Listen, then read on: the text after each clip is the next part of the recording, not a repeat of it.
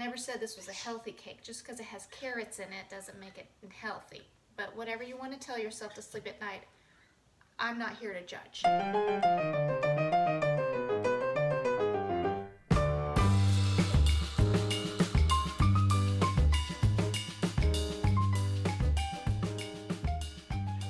Hey friends, it's Stephanie with Recipe Archaeology. If you are new to Recipe Archaeology, we are all about finding the strange and bizarre and yummy recipes from mid-century and earlier. So please find us on social media. On Facebook and Instagram we are Recipe Archaeology, and on Twitter we are Spam and Jello. We would love for you to follow us along, and also please hit that subscribe button down below and hit the little bell icon, and then YouTube will alert you when there's a new video.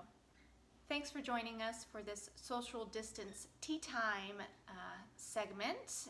As long as quarantine is going on, Christine and I are continuing to social distance and stay in our separate kitchens and only come together outside for a social distance tea time. This week it is my turn to make something yummy, and I decided that I really wanted to make something that was special to me that my grandmother used to make for me quite often.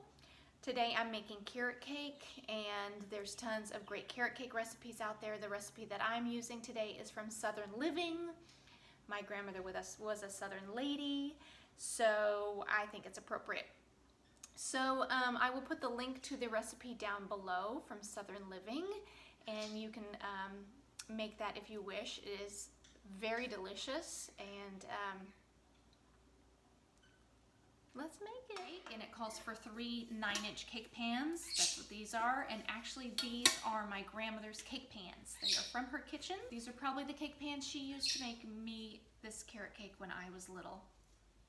This recipe calls for 2 cups of shredded carrots, 1 8-ounce can of crushed pineapple drained, 3.5 ounces of flaked coconut. So that means that this recipe is going to be very moist and probably on the sweet side, because in between the layers you also make a buttermilk glaze that you pour on the warm cake and let that soak in, and then you put a cream cheese frosting in between the layers and stack it, and then frost the outside of the cake.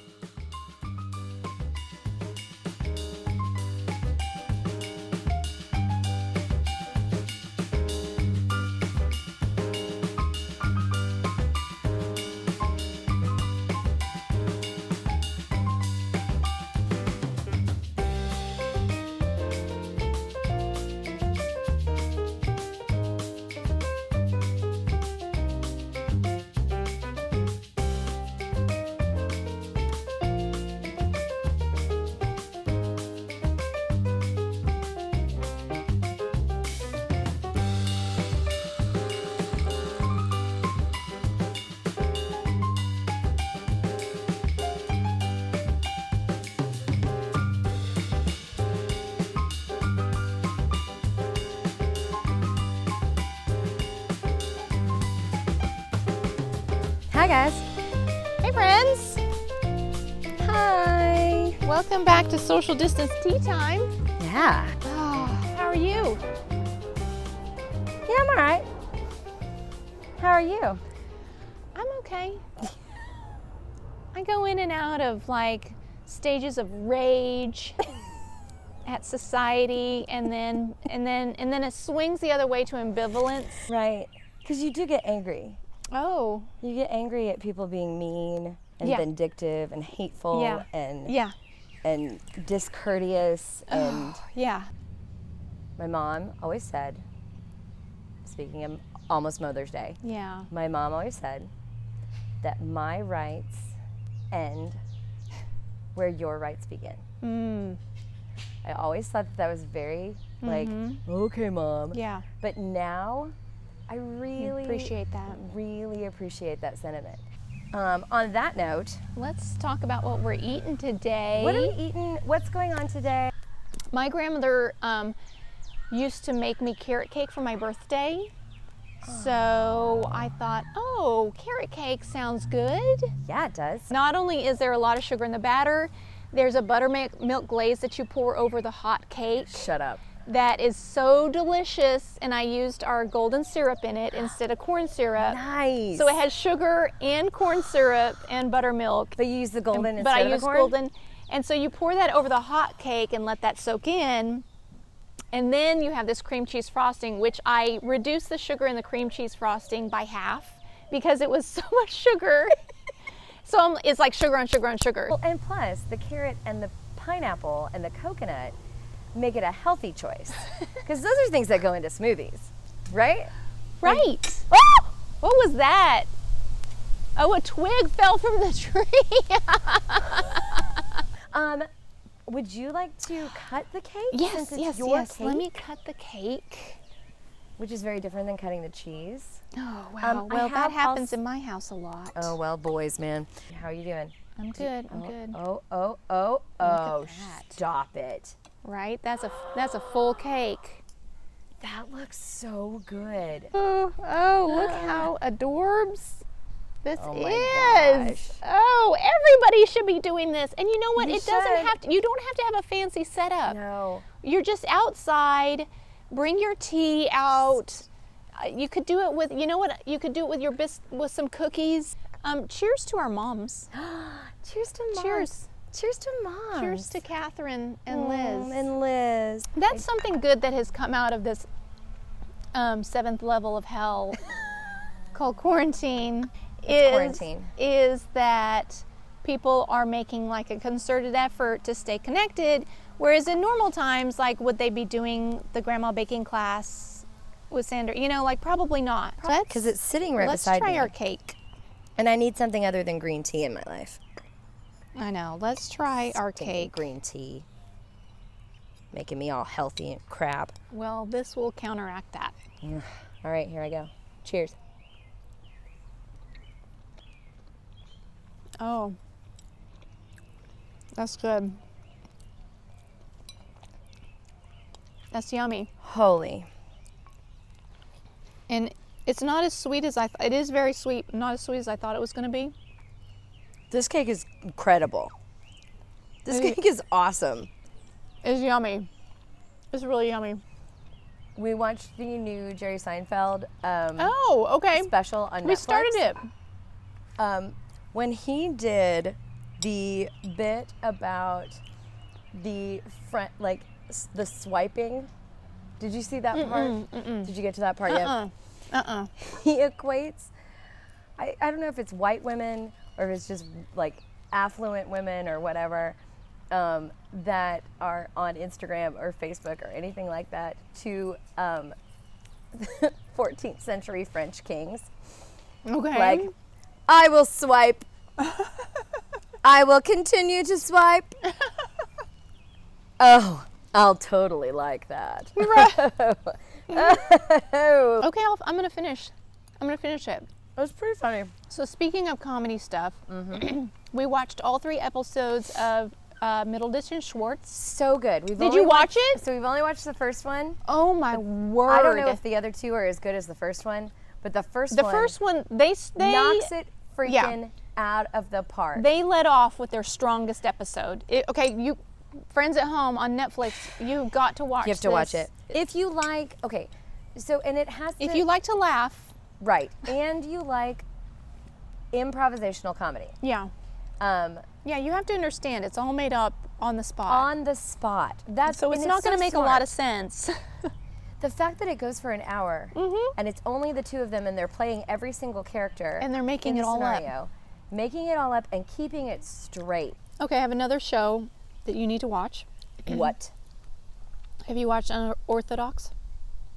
Did you watch it? I have watched 2 episodes. Oh! And I have cried You're halfway through? both times. When you're done, I think there's like one more short episode that's sort of like a behind the scenes. And they do interview the real I Esty. saw that. Well, here's what they said about that particular set, which was super unique about them and that little neighborhood in Brooklyn is all of them are descendants of Holocaust survivors. So interesting. So they're not, not only are they Orthodox Jews, but these survivors came to America and all stayed together and moved to this one little neighborhood and then continued to just like isolate themselves. And their whole thing was, we need to maintain our culture, we need to maintain our religion, and their whole identity was wrapped up in that we are survivors. Yeah. And so the trauma defined who they were, and so that defined how they were going to live their lives. And it defined how they would raise their families. I'm also reading this book for my book club that is... What is it? Called the NICKLE Boys. Never heard it. It is a powerful tale of Jim Crow laws in the South and a boys' reform school. And it's half white, it's half black, but this is from the perspective of a very learned black boy in Florida who is in an impossible situation and gets placed in this place for no reason. I think I realized that this is a reality that I didn't know about. And but good on you. Like, that is one thing that we all need to be doing, is reading these things to open our eyes to the reality outside of our privilege. It's a powerful book. I think everyone should read it. NICKLE Boys. It just won the Pulitzer. Okay. So I started reading, and I'm about 3/4 of the way through, Sue Monk Kidd, who wrote The Secret Life of Bees. Oh, I read that a long time ago. She just, like, a couple weeks ago released a new novel called The Book of Longing, and it is the story if Jesus had a wife. It is about, and it follows, How and do you we would know think, he didn't? Right? How do we know he didn't? How do we know? We don't know. And you would think it has more to do with him, but actually it's all to do with her. I love that. And so it's, just kind of chronicles her life. And people have thought for years that Mary Magdalene was his wife. Right. No, this one people have said that all the time. This particular one is Anna. How they talk about how there's a woman named Anna who was sort of his financier. Like, biblical scholars say that there was a woman named Anna who helped pay for his travels. Somebody had to. Right? And so this is that woman. And so it's interesting. You need to watch out. Those chiggers love to, like, creepy crawl inside and bite under your clothes. In the bad places? Like the places that we don't talk about, like the crevices? Well, in the little... They like to get me and Harry, like, around your underwear line. Yeah. Okay, I have a story for you. What? So in our rose bush across the street, we had a mama robin and babies. Uh-oh. Well, we had a storm the other day. Uh-oh. Did all the babies fall out? They died. Oh, circle of life. Oh, okay, I have speaking of birds. I've told Adam I think this is a sign of the end times. More signs of end times, everyone. More signs of end times. We've had not one but 2 birds crash themselves into a window and die. Which window? Well, one of them is up in our fort. And when the sun is just right, you can see the whole imprint of the bird. Is it like... It's the wings are... Yeah. Yeah, you see its face, its wings. You see, like, feather imprints of its tail. Yesterday or day before, had the door open, and all of a sudden I hear this big whoop-pow. And Conan's like, whoop, and he's running over, and I'm like, what? And so I see sort of like him trying to, there's some fluttering on the ground, and him trying to, like, I don't know, get it. And so I'm like, Conan. And so sure enough, a bird flew into one of our bedroom windows that's just right outside our back door. And so I'm like, whoop, Conan, you need to stay inside, because he'll want to go and take care of that somehow. Right, I don't know. Somehow do something with it. I don't know what he's going to do, but I don't want to. So then every time I'm like, Adam, get the shovel, because I don't want to deal with it. So I'm just saying, because you know what they say, when bad things are coming, birds are the first to be like, well, we need to get the heck out of Dodge. I'm just going to kill myself. Yes. Like, if you had to pee while you were here? You gotta go. Well, I could go behind that tree. No, you're gonna go in my house and you're gonna use the restroom. Another sign of the end times, those murder hornets. Okay, friends, thank you for Thank you. social distancing with us.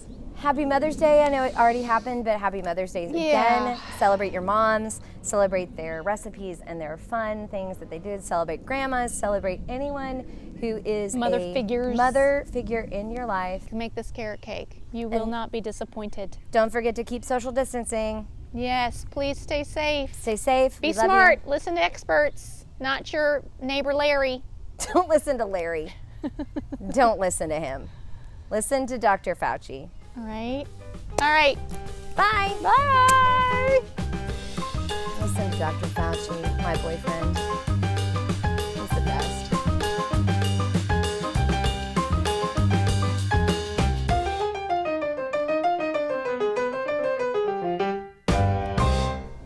Nothing will get me clean in my house like back-to-back episodes of Hoarders. I can't stop watching it. I don't know what's wrong with me. I watch it sometimes and eat.